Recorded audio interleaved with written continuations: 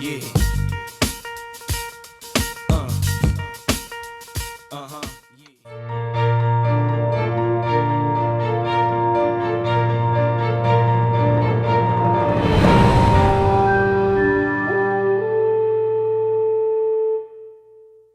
Hi, guys. I want to welcome you to another segment of It's All About the Agents. And for this month, we're going to be celebrating Latinx Hispanic Heritage Month. And I am going to be highlighting a number of different insurance producers and insurance professionals that happen to be Hispanic, and also learn a little bit about, some of the advantages, disadvantages, that they've had as an insurance professional, what they've learned through their journey. So today I'm really excited to have Chris Costantini today. How you doing, Chris? I'm good, man. Thank you for having me. I'm excited. So Chris' alias is Chris the Insurance Guy. And for a lot of you that are out there that are in the insurance world, we've all talked about video marketing and the importance of that's taking in today's marketplace. And Chris has done a phenomenal job with really putting himself out there and building a platform. He's everywhere from YouTube, Instagram. He recently talked about TikTok, and other ways in terms of how he promotes his agency. I had the honor to meet Chris a few years ago. He is the owner of Adelfia Insurance, and he's also a member of the TAG Alliance, correct? Yep, that's right. So I met Chris, and our good friend Tony Vedetto said, you got to connect with this guy. He's energetic. He's doing some great things, and I've been following you, Chris, now 3 or 4 years, kind of seeing your journey. So I want you to spend a little bit of time just talking a little bit about what that journey has been for you, because you talked about this whole $0 to $1 million that I love, and talk a little bit about that journey, so the audience can kind of get a feel for that. Yeah, totally. Well, thank you, Albert. First of all, I appreciate you having me, and following as well, because at first, the beginning of the journey, there was nobody watching, so that's really kind of how it all started. I started in 2018, started up the agency. Previously worked for a farmer's insurance agent, for 4 years throughout college. And, at the end of those 4 years after college, I said, I'm either going to go, start my own farmer's agency, or I'm going to go completely independent. And, Farmer's is a great company. I just felt that I wanted that flexibility to do whatever I wanted to do as an independent agent. And so I took on that leap and that challenge of starting up from scratch, and had zero, direction of where I was going. I was just Googling stuff left and right. Like dude, it was crazy. I was just all over the place, looking on like everywhere online. And so finally figured it out, came across SIAA, worked with Tony. Super excited about that. Finally got, that's really what got my foot in the door to really get it rolling. Started up from scratch there. And now, 3 years later, we've built it up, from 0 to $1 million, essentially, like the video that I made. But there's those early years, like I said, nobody was watching. Still, I mean, it's not like we have a massive following. We're just kind of getting. I believe it'll get bigger, and it'll grow the audience. But yeah, man, started up really just in the trenches, just one policy at a time. I was like super excited if I even got like 10 policies on the board, in the first 2 months. I was just like, so that's pretty much where it's at. And I really just scratched the agency, built it up. Now we're finally feel like we're really rolling, and the marketing is starting to pay off.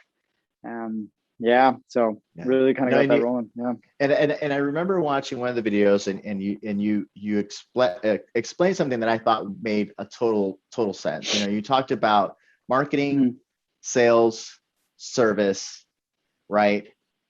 Revenue. Yeah. Okay.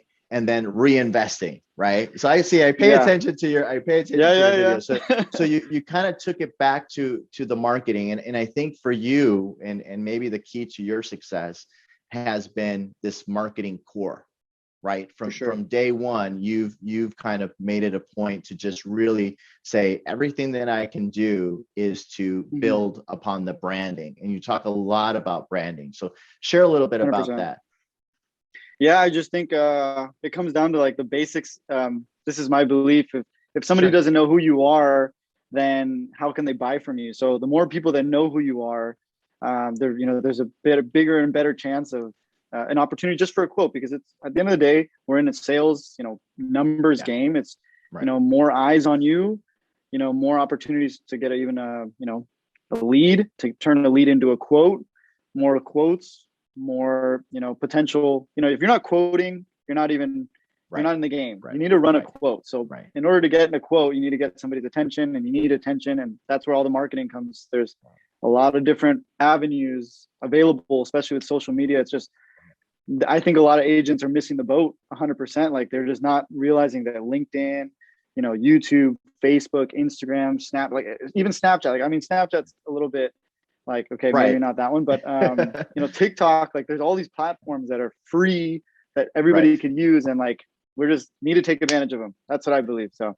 Well, and I think that's the thing too, is you're thinking outside of the box, right? I think, the more traditional, brokerages are used to just kind of, giving you a prospect list, and you're just kind of dialing for dollars, right? The cold calling process. And, that works for some, but it's not something that probably carries on, right, forever, right? Yeah. You have to build centers of influence. You have to build, a different avenues, right, of marketing. And I think in today's world, especially, we're starting to see that, people are spending more and more time online, right, versus kind of even answering their phones, right? They might not even answer their phone, but they'll respond to a text, right? They'll respond to so I think that you're trying to target in different ways, and just the buyer's morphing, every day. The buyers are changing the ways that they purchase. Being on these platforms is awesome. The other thing I wanted to touch on a little bit was, you're bilingual, you're Latino, and I wanted to share a little bit about, because there's a lot of, youth out there that's starting to get into the insurance world. We want to try to get more diversity, right, into the insurance business. And a lot of times, sometimes you've been maybe the only Latino broker, at a networking group or something like that. So, talk to me about, have you seen it as, being bilingual as an advantage, in your career, or talk to me a little bit about that. 100%. It's actually funny. This literally just came to me, Albert. The reason I got my original job in insurance at Farmers Insurance, I was only 18. Literally, the reason I got the job, it was like, primarily Caucasian, agency, lots of, Caucasian, white individuals and working in the agency. And the only reason I actually got the job, and I believe this is the only reason, that they needed somebody who was a Spanish speaking agent. Correct. Right. Which is crazy. This literally just came back to me. But that's the reason I got my foot in the door. And from there, I just realized, then they realized, okay, this kid isn't just bilingual. He's actually fairly sharp. He can do other stuff too. Sure. So I was, I like the business. I like the social aspect of it, talking to people, and marketing and everything. So that's what kind of got me going. But now, looking at it now, from what I'm actually doing now, it's super helpful. I mean, I think it's a massive advantage. Sure. Even if, let's just say, you're even only Spanish speaking, or, you can only speak Spanish, I would be okay with hiring somebody here that's only Spanish speaking, because there's just, especially, I mean, I don't know how many people are watching this across the country, but in California, it's just, it's necessary. Yeah. So when hiring, I look at are they bilingual? Yeah, yes, no, that's a massive plus.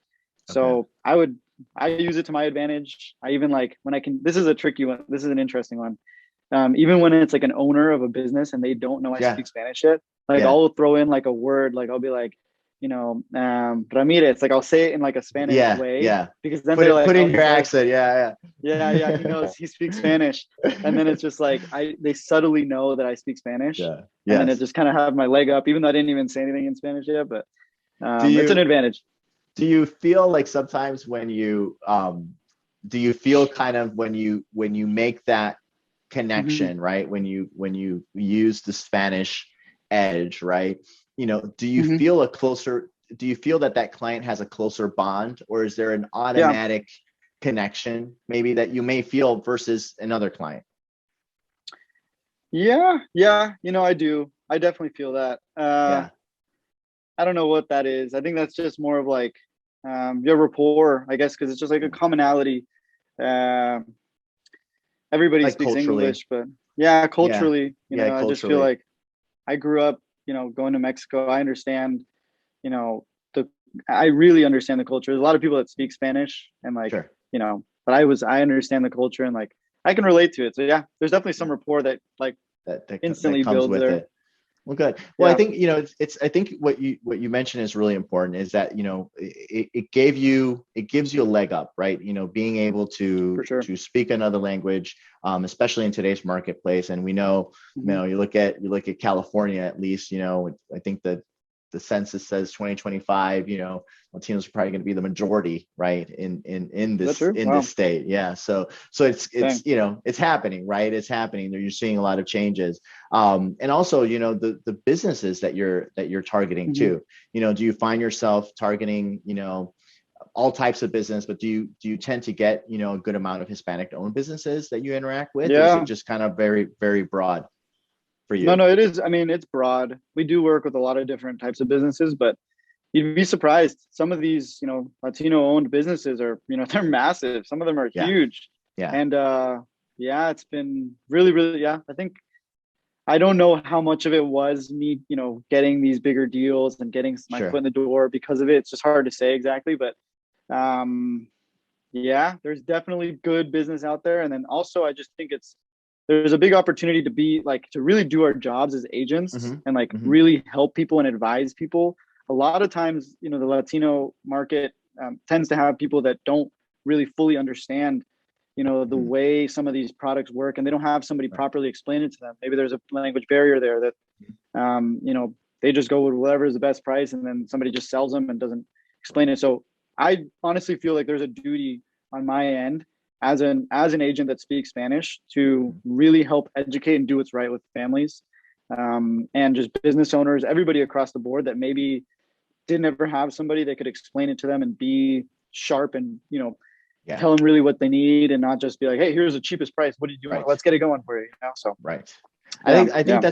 that's a big deal, because and we've talked about this in the past, is that some Latino businesses, maybe, if you're coming from Hmm. Latin America, maybe you didn't buy insurance there, but now that you've built your business here in the United States, there's obviously Yeah, different types of rules, regulations, so you have to kind of go through that process. And a lot of times, there's just that educational component, right, that you have for to do sure. as an insurance professional, and teaching them, and explaining to them why this is necessary, right, to cover and Yeah. protect their business.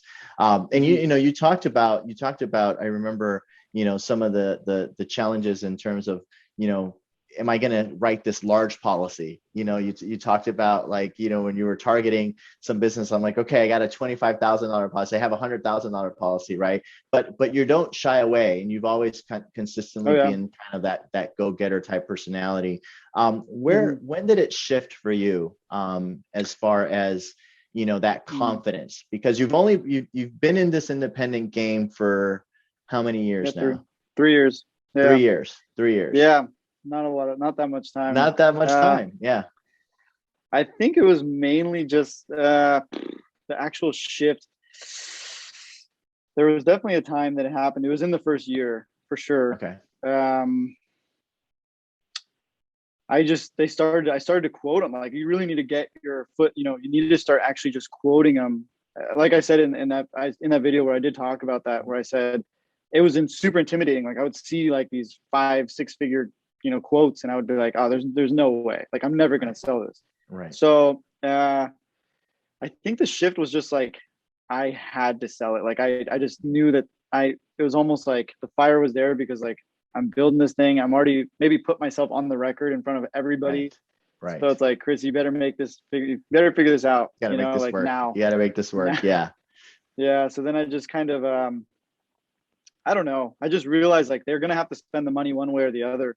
And it's gonna go with somebody's gonna win this business. Somebody's gonna earn it. And I just said, if anybody's going to win, I want it to be me as the agent. And I truly believe that I'm bringing the best service. I will bring the best service. I will, be provide the best product, best quote.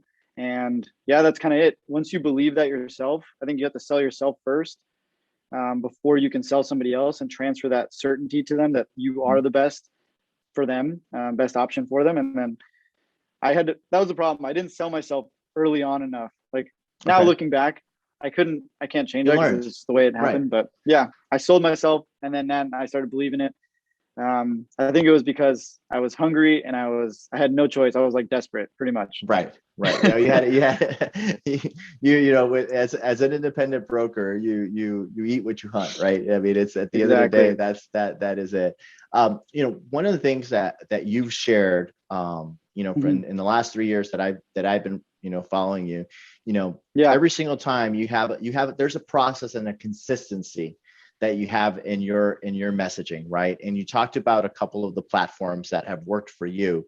Hmm. But before we talk about the platforms, you know, one thing I have to really commend you on is that the message that you put on, you know, YouTube is all about helping others. And you know, why did you take that approach? Yeah. Talk to me a little bit through that, because I think That's a that's good. great. Yeah, it's a good question. I just believe that the only reason somebody is going to watch you, as we talked before, I even told you the only couple reasons somebody's going to be paying attention to you is either you're very entertaining or you're bringing some type of value. So I was like, okay, insurance, not the most entertaining fun stuff to Right. really be watching on YouTube.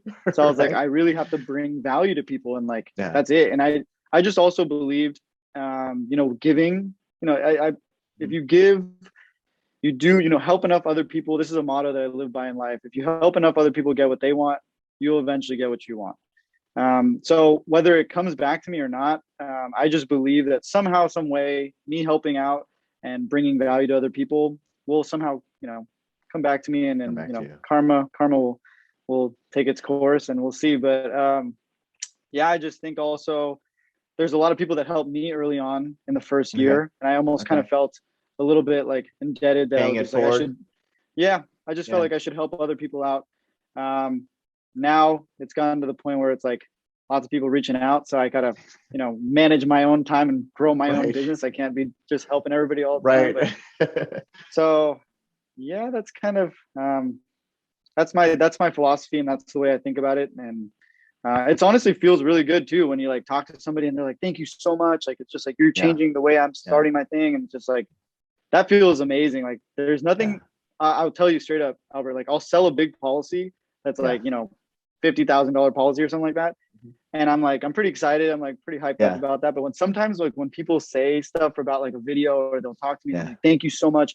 Like they've even said like you're the godfather of my agency, stuff like that. Where I'm just like, oh my gosh, like that'll Yeah. stick with me That for like means it means a lot. Yeah. yeah, it Yeah. almost sticks for like a couple days. So like it's just Sure. fulfilling stuff. It's good. I like it. No, it's, you know, and I think that you know, says a lot about who you are, right? As a person, is that you're constantly, you know, motivating others. And I think by motivating others, it motivates you, right? Because I think that Yeah. the constant, you know, hey, you're the Godfather, you know, and maybe that's going to be your new nickname, right? Yeah, just You kiss know, the hand, kiss you're the hand. right. You're the Godfather, but at the same Oh time, my like gosh. they're finding value, right? And I think that Yeah, that always pumps you up. And then also it makes you want to give more value, right? Like then, you know, yeah, then you're trying to come up with like better content, and like, you know, what can I do to add more value to, you know, the people 100%. that are following you, you know? Yeah, 100%. Now I almost feel like a duty to like make my next video has to be Yeah. better than my last Yeah. one. Yeah. And it's not the case always, but I try Right. like every time I'm trying to top it somehow. Yeah. And Yeah. it's tough.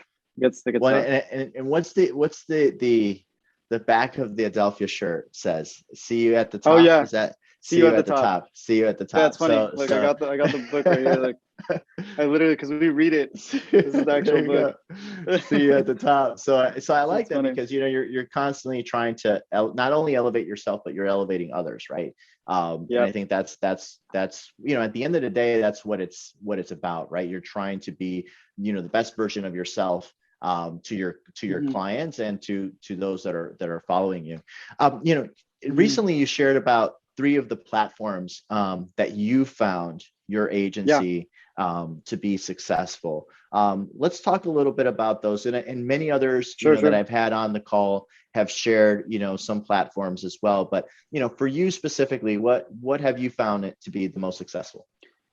Yeah. So I think if I had to choose, like, one is the most successful for like ROI of turning people into customers Mhm. or referral partners, because I prefer a referral partner over like a customer, because Yeah, a referral partner is going to feed you for years on end. consistently. Yeah. Right. Versus a customer might lead to like a cross sell or like another friend, Mhm. whatever. But so I think number one, I'd say is LinkedIn. Like LinkedIn is just Mhm. a super powerful B2B platform. And there's, everybody on there, not only are they professionals, but they also have their own personal insurance too. So Sure. I think LinkedIn also just in general, the state that LinkedIn is currently in right now in Mhm. 2021 is just it's almost operating in a way that you can get a lot more attention for what you truly kind of like quote unquote deserve right now, Right.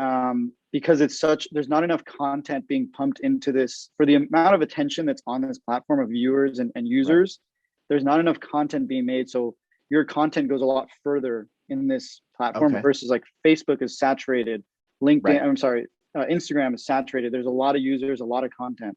LinkedIn, not that much content, lots of users. Got it. So you can get a lot more views and you can reach more people, which is the goal. Mhm. And then it's just a matter of putting out quality stuff that's bringing value or entertainment. Right. Um, yeah, so that's number one, I would say. Okay. But there's a couple other ones I think are also good too. So Yeah, no, yeah, you mentioned, well, obviously YouTube is big for you because yeah, you have Chris the Insurance Guy, and that's, you got about what, 1900 subscribers, close to 2000 or more subscribers. So that's yep, great. I mean, that's not easy, to just to do yeah, that. And it took a while, but you got there. yeah, yeah. It definitely took a while. It's funny. I was telling you the story before, like the collar thing. Like I wasn't gonna, Yeah, yeah. like I really truly believe that too. YouTube has been very helpful. It's more of a long form kind of Hmm. content where you Hmm. can document your process and really. That's a great way to kind of you can even look back. I think it's just cool to document and see later down the Right. road kind of where you the, were. the content and the videos and what you were putting out. Yeah, yeah. It just Yeah. kind of it shows you a process, right, of where you were and where you are. Totally, totally. It's I funny like to that. me, like I watched some of the old videos, like when I was in my old little office with like a green wall, super embarrassing, and I was like, ah, man, I like cringe when I watch them. I'm just like, oh, dude. But yeah, But so like, you come a long way, man. You come a long no, way. no, That's great. it's good. The one thing I wanted to say is about that the collar thing. Anybody who is watching and they're like thinking about, going and Mm, starting to, create content or whatever it is, don't overthink it. Just, post, just get stuff out there as long as it's like, obviously appropriate. Like go and right, put out right. valuable, good content that you think is good. Don't worry about other people's opinions. Like for me, there was the one video that's still my top watched video. It's like a 28,000 views. I literally was thinking about not posting it because my collar was like, I think it was like something like that. Right, And right. I remember thinking like, maybe some girls or somebody I like might see this or something. Right. And like my family's going to make fun of me. So I was Right. this close to, I'm sorry about that. I got another call coming in here. Sorry about that. I was literally like super close to not posting it. And then I said, I heard a video literally by Gary Vee said, like, if your shirt's messed up or if like something in the background, just post it anyway. And I was Just like, post all right, it I'm anyway. posting it. Posted it. Now it's at 28,000 views. Best decision. Shout out to Gary That's Vee. awesome. Well, no, Yeah. and I think that's a great point because a lot of times, we want to we're overcritical, right, of Yeah. ourselves, and sometimes we'll avoid, not putting something out there that does have value and it's going to be valuable, but we're just overthinking it. So that's a great point. You did Mhm. mention in one of the videos about TikTok, and Yep. I've had some agents kind of toy with the idea of TikTok. You're doing some stuff there on TikTok. How, good, bad, Yeah. like, Yeah. is it, do you think it's an avenue? Should agents be looking at that platform a little bit more? I really think so. I really think so because TikTok, its algorithm is really, really, it's interesting. It'll quickly put, the right content that people, that thing is smart. TikTok is really Mhm. smart. Like you can get stuck on that thing because it knows what you want to see. So Yeah. once you start putting out some good insurance, there's not that much content being out there putting out right now with with insurance information. Okay. So if you get people that fall into like that are interested in insurance, it's going to show them, your content, and it's going to reach similar to LinkedIn. When I'm talking about LinkedIn, TikTok is like, you got to know who you're talking to too, because LinkedIn we're talking to professionals over here. Right. TikTok is a platform of more of entertainment. So you got to bring like quick 30-second, facts, tips, tricks that's the way to go, I think, with TikTok if you're doing insurance. And then, I think there's a big potential to reach a lot of people, and it can convert. I got a call the other day. Somebody wanted a quote. They found me on TikTok. It was like $28,000 quote. So it's, it works. It paid for itself. It paid for itself. For sure. Right? For sure. Yeah. Right. Yeah. All right. I'm Totally. gonna have to spend some time with my teenager to try to figure out TikTok, because it's definitely because everything has its own audience, right? I think that in the past, I would say within the past 2 years, I've seen more and more of my agents, and you'll probably agree with this, that more agents are spending more time on LinkedIn, more money on LinkedIn campaigns. Podcasts have been a big thing. I've seen a lot of agencies kind of morphing into, creating different types of podcasts and things of that nature. So we're seeing that trend. I don't think that trend is going anywhere. I think that, as carrier partners, we're always going to look at different ways, that we need to sell and distribute our product. But as you guys evolve as agents, I think carriers also have to do the same, right? They have to find ways to be able to evolve. One thing, Chris, you mentioned something earlier that I thought was great. Is like, you got into this farmer's agency. You were young, Hispanic guy, bilingual. They're like, okay, I'm gonna get this guy started. Obviously you were a go-getter. You were motivated. You brought in a lot of energy that they possibly did not have, right? And you brought in a whole different style, to the agency. Yeah. But for a lot of the young folks, and one of my goals, when I put this It's All About the Agents platform together, is really to bring in, not only more diversity, but more youth into the industry, right? Because as we know, the industry, people are retiring out, brokerages are selling. We see a lot of the mergers and acquisitions continuing to happen. And a lot of it is because we need to bring in more youth. But, what kind of advice would you give out for somebody, that's graduating college, looking to get into an industry, why should they choose insurance, in your opinion? Yeah, I think it's interesting. I think insurance, especially for young people, there's just so many different aspects to insurance. It's almost like there's every aspect of a business, like, any other business out there, but there's just so many different things happening in insurance, service, accounting, there's marketing, there's sales, there's, administrative stuff. There's a lot of different stuff that's happening. So you can really, if you're good at any of those areas, like let's just say you love accounting, like you could be doing the accounting for an insurance agency and just kind of specialize in that. There's just so much stuff. On top of that, it's just an amazing business long term, because it's the residual, income that comes with it as well. So, and there's like you mentioned, the older people in the industry are kind of checking out. There's there's a low barrier to entry. There's a lot of space for the young people. I don't even want to tell them, because I want to keep it for myself. I want to keep all this space. I'm one of the only, honestly, think about it. Like, this is a good question. If you're a young person listening, how many people do you know, or how many like friends or family people do you know that are doing real estate or have the real estate license? Right. Probably a bunch. But how many do you know that are like, not that many. So like, you got to recognize the opportunities, like see the opportunity. And I'm going in deep. We'll see. I like it. There was one video that this is when I realized, that I'm not the young guy anymore. And you go, I'm putting in the work. I'm working, 8 a.m. to 7 p.m, because when I'm at 45, I don't want to have to work anymore. And I'm like, man, I'm there, and I'm still at it. So I needed to, follow Chris's advice, but you you have a really good sense of purpose. You know what I'm saying? And I think that's a lot of times what maybe stops people from going on the independent side, right? Is that motivation and that willingness, right? To have a, you know, a platform where you want to grow and you want to grow your business and you want to look at, I want to retire at some point in my life and I want to build that momentum and that premium. So.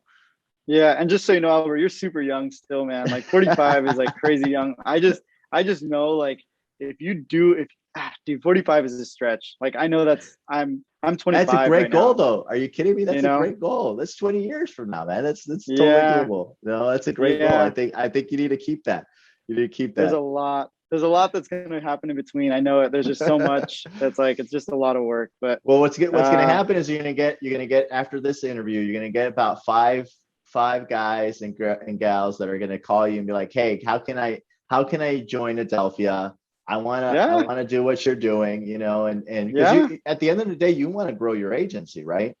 You want to bring in more talent, 100%. I recall you just hired somebody recently from, I think you posted on LinkedIn or something, and somebody reached out to you and you brought somebody new to the, I know you had posted something on that you were hiring somebody on LinkedIn and.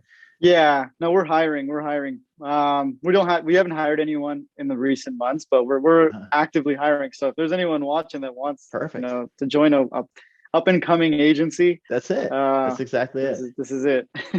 That's awesome. That's the right attitude. That's the right attitude, Chris. And again, 25. I mean, you're doing a great job. Like Thank you, man. in the conversations that I've had with you, you're going after business. You're doing it the right way. Keep doing that. With all your carrier partners, I'm sure they see you as a shining star, and we want to work with young individuals like yourself that are just putting it out there. So, to me, this has been a great, opportunity to have you on the segment. I've been wanting to have you on for a while, but this is just a great opportunity and highlight you. And again, you're a young Latino broker, bilingual, you're doing your thing. You do personal, commercial, life, you're doing it all. I know I want to say commercial kind of, I think you have a little bit of a sweet spot for commercial. I think commercial tends to be, Yeah, I just lean towards it. Yeah. Does anything about any of the different segments that you like more, or? It's hard to say. Like, I don't know if there's one that I love. Like, I like small, small business, small to medium sized business. Yeah. It keeps me entertained. It always is nice to help like another small business owner save money. Yes. That's always fulfilling too, because I'm like, I get you, man. Like, I'm over here. If I could cut my cost $1,000 a year, like, dude, that'd be amazing. Yeah. But obviously, like the bigger ones, those are like the ones that are like, whoa, that gets the adrenaline. That's going, the excitement. Yeah. That's great. That's a great way to look at it. Well, thank you, Chris. Yeah. Listen, for those of you that are watching, make sure you follow Chris the Insurance Guy on YouTube, on Instagram, on LinkedIn, Adelfia Insurance. Make sure you follow Chris Costantini and reach out to him if you're interested in joining his team, learning more about him. Watch his videos if you're looking to start a new agency. He's got some great video content on his platform that talks a little bit about the do's and don'ts, right, with some of the stuff that he went through as an agent as well. But I appreciate your time, man, and looking forward to seeing what's coming up for 2022, my friend. Same here. Thank you, Albert. We'll be in touch, man. I really appreciate it. And great show. Great thing you got going on here. So if there's ever an opportunity again, let me know. I would love to. We'll definitely have you on. We'll definitely have you on again, my friend. Sounds good. Thank you, Albert. I appreciate it, man. All right.